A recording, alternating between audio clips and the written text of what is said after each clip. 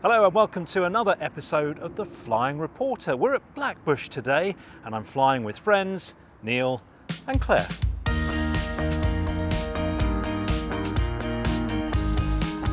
We're flying up to Toweston for a bit of lunch in the lovely cafe there. Neil is piloting the PA-28 and Claire the Tecnam. So 2 legs, up to Toweston and back.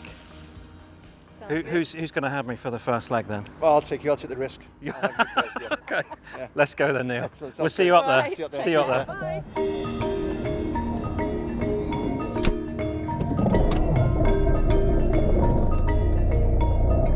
Oh, as a kid, they're looking at planes. I love waving at kids. They just so love it, don't they? And then they give you the third finger. Yeah. They should have said, yeah, see you later, old man, yeah. Bank left, ball right. Numbers decreasing. Wave to the kiddies. I love days like this. I mean, it can be too hot in the summer, and this is nice cold weather, lots of bite in the prop, lots of bite for the wings. Thank you. You happy? Happy. Good stuff. Golf India Romeo is holding at Alpha 1 now and ready for departure. Golf India Romeo, runway 25, take off your discretion, surface wind 2708 knots. Taking off, Golf India Romeo. Straight down the runway. Full power. Starting RPM check is good. We're getting full power. Temperatures and pressures are in the green. Airspeed is coming alive.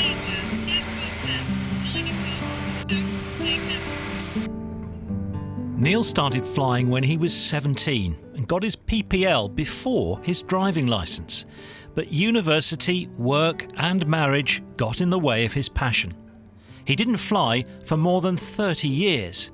But 8 years ago, a life-changing event reignited his love for the skies. Tail end of 2014, I had a bit of a prang on my motorbike. I was knocked off my bike in Oxfordshire, and I lost the use of my left arm, and I also lost my left leg. Had a stroke and was in hospital for 6 months, and it was quite grim actually. Certainly I was on my back for many, many months. It was while lying on his back in hospital, looking up at the sky, that Neil wondered if he'd ever be able to fly again.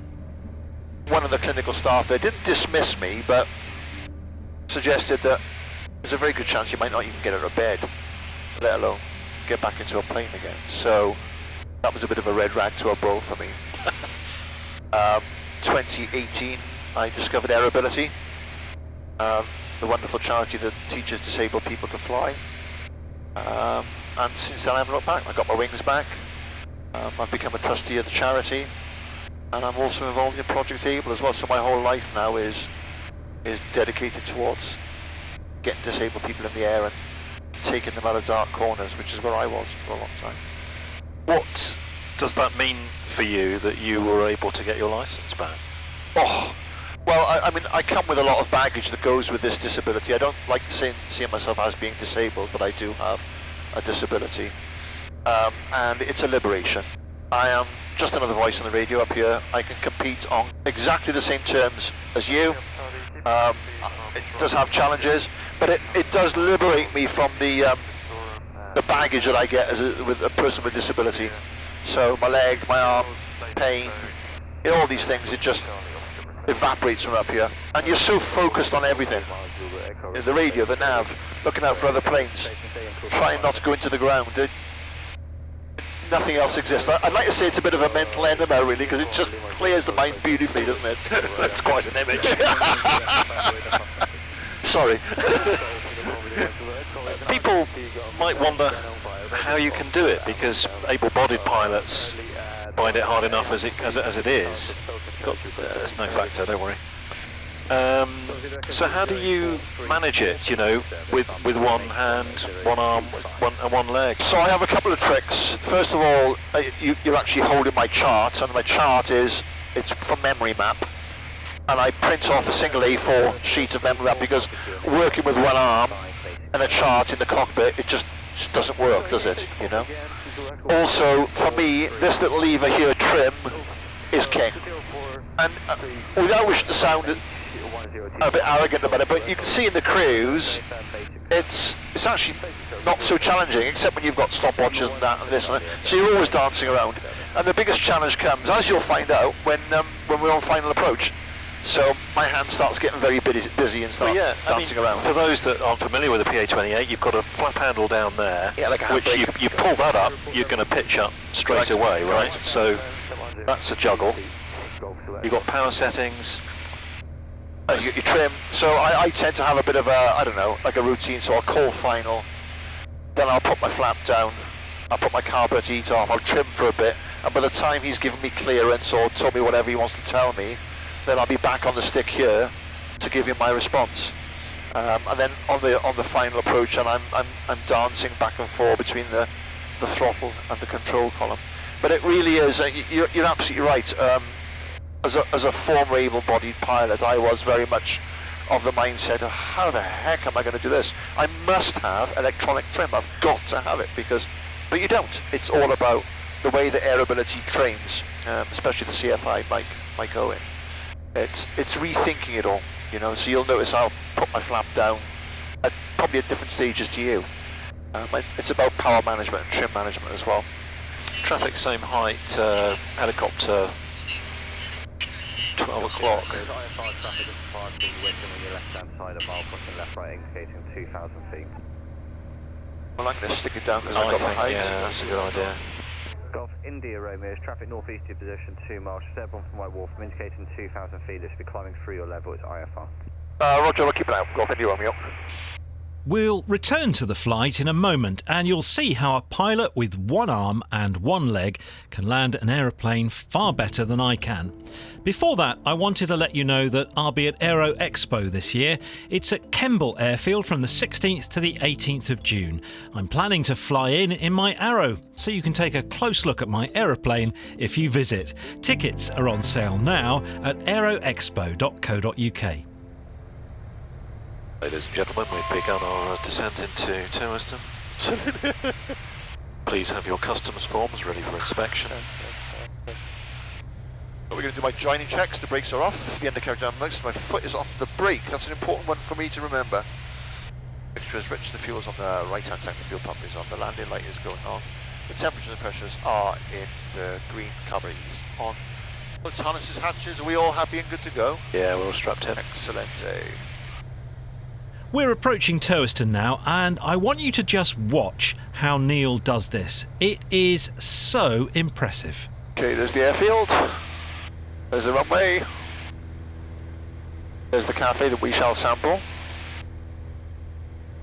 Let's give them the circuit height.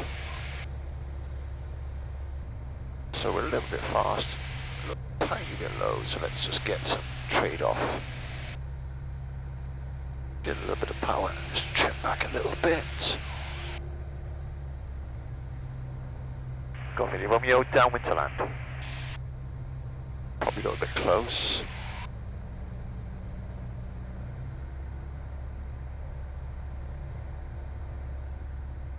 I'm just going to extend myself out a little bit. Otherwise I'll fly a really tight sort of carrier circuit, which I don't want to do.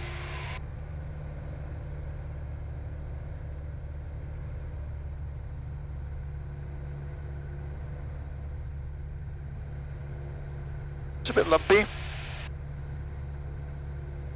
Always is out here. Yeah. It's the trees. Yeah.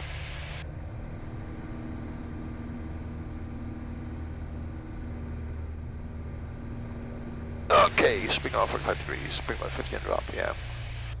Bring around quite hard. I've runway in sight. First check, power off. Check the nose, bit of trim. 1500 RPM, 75 knots. Golf India Romeo, final to land. Romeo, Roger, so it's been 300 degrees, 5 knots. Roger, Golf India Romeo landing.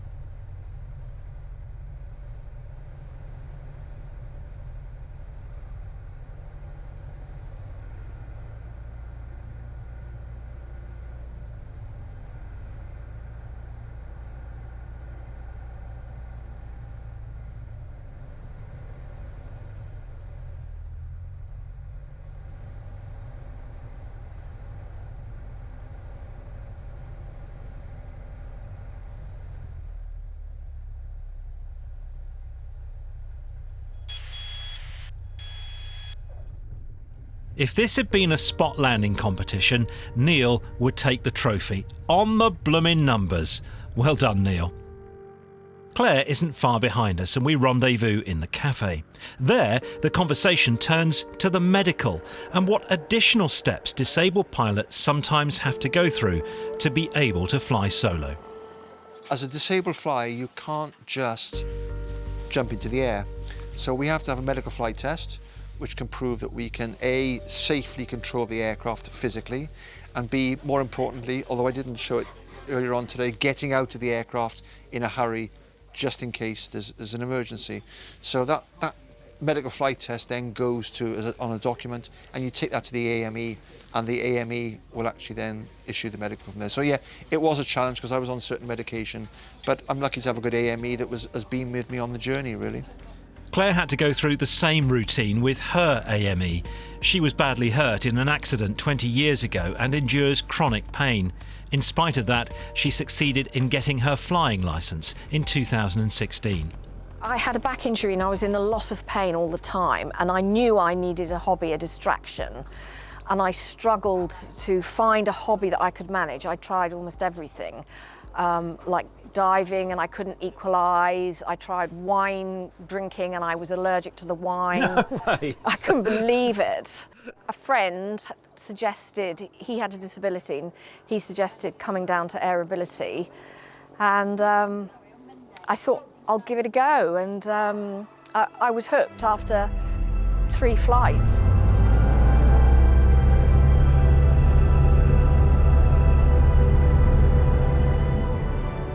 It was amazing. The adrenaline just relieved my pain and gave me something to look forward to. I was terrified of flying, absolutely terrified. But I literally became addicted and couldn't get enough of it. Able 01, change to Oxford 125.090, and many thanks for the visit. And is it right what Neil says about it being almost like a painkiller? Absolutely. It's not like a painkiller, it's better than any prescription drug I've ever had, and I have got the strongest prescription drugs available to me if I wanted them.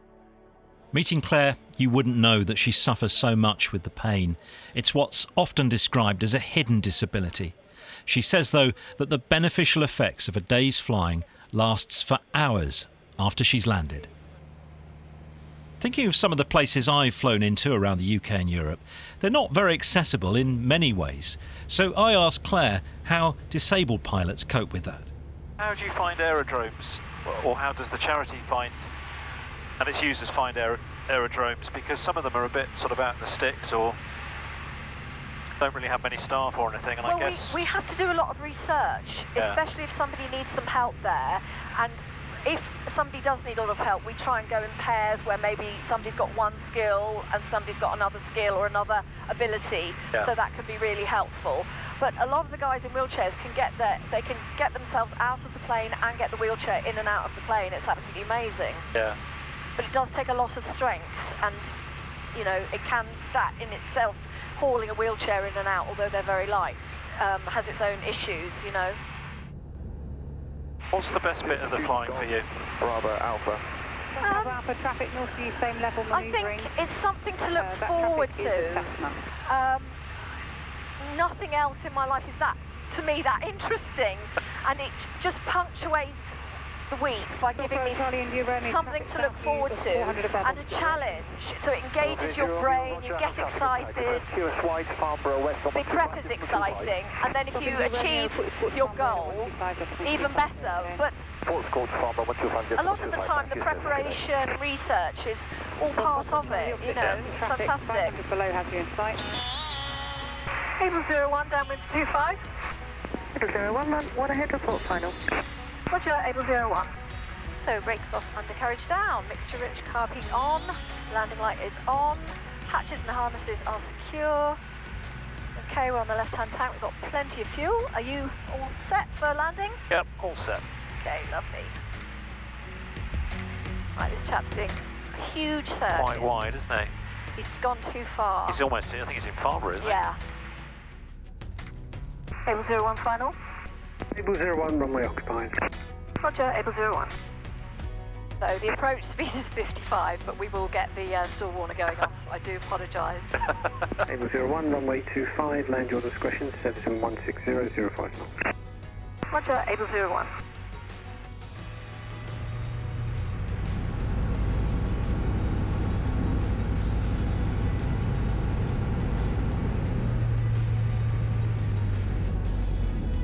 Golf Bravo Mike at Delta, request taxi to air first. Bravo Mike, taxi air first. Golf Bravo Mike.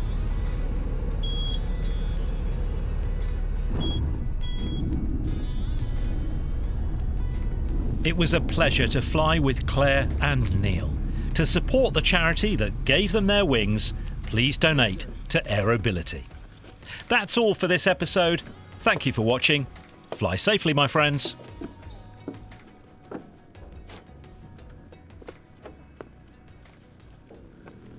Nice flight. Thanks for that.